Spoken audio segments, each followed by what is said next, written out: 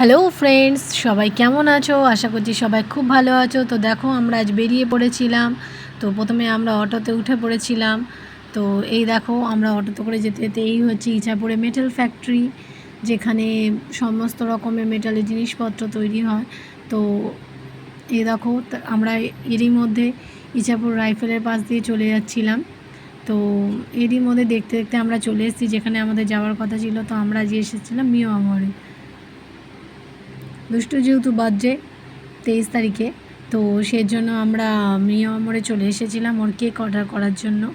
তো প্রথমে আমরা রাস্তা যেহেতু প্রচুর জ্যাম ছিল, তো আমরা রাস্তা পার হতে পারছিলাম না।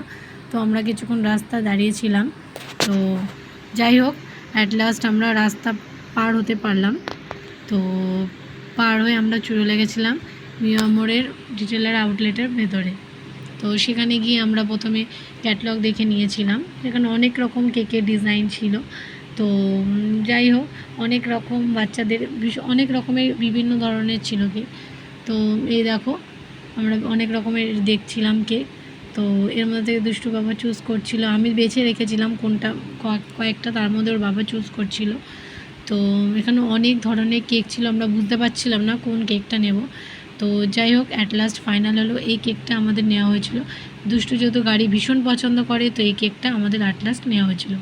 তো দেখো, মিও আমরের বিভিন্ন রকমের সব প্যাটিস এখানে ছিল। তো আমরা অর্ডারটা দিয়ে দিয়েছিলাম, অর্ডারটা কনফার্ম করে তারপর আমরা বাড়ি চলে এসেছিলাম।